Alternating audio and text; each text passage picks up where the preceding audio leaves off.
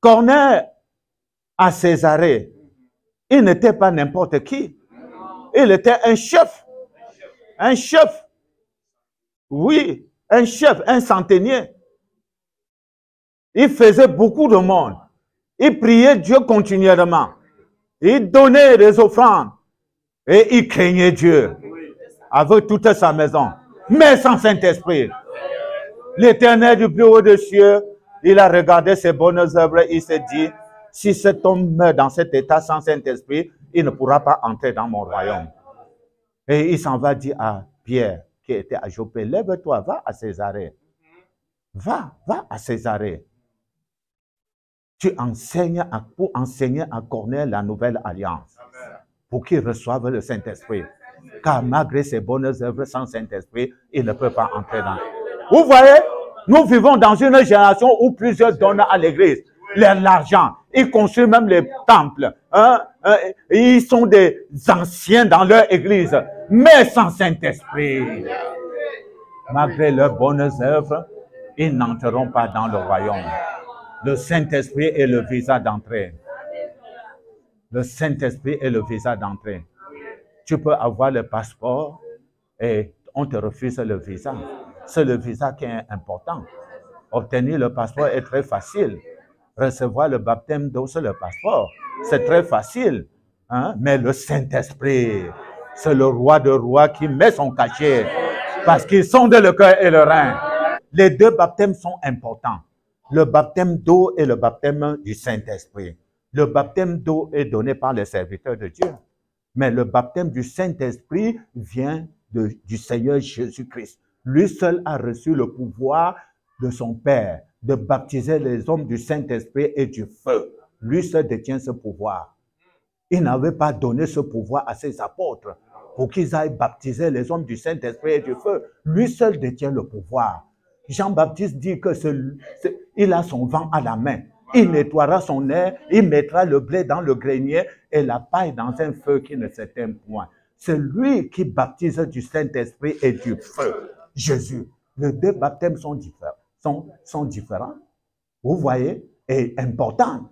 Lui-même, Jésus avait reçu les deux baptêmes. Il avait reçu le baptême d'eau. Et quand il sortait des eaux, le baptême, le fleuve de Jourdain, le Saint-Esprit est descendu sur lui en forme d'une colombe. Et il fut amené au désert pour être tenté. Les deux baptêmes sont importants.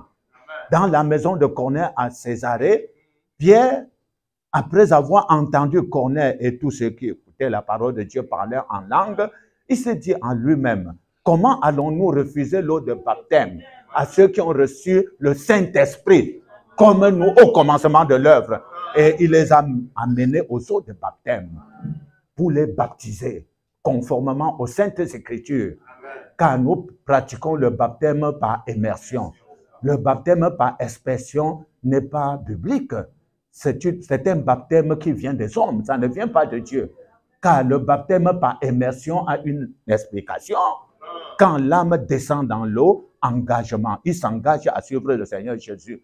Et quand les hommes de Dieu l'émergent dans l'eau, signe de mort avec Christ. Et quand on le soulève, signe de résurrection. Et quand il sort des eaux de baptême, nouvelle vie en Jésus-Christ. En avant, en avant. Il prend la direction du ciel. Il ne retourne plus dans les vomissures. Il ne reprend plus le vieux manteau. Non, il prend la direction du ciel. Les choses anciennes sont passées et toutes les choses sont devenues nouvelles. Nous pratiquons le baptême biblique. Les deux baptêmes sont importants. Même le diacre Philippe en Samarie, il a prêché, fait beaucoup de miracles, baptisé les âmes d'eau, mais le Saint-Esprit n'était descendu sur aucune de ces âmes.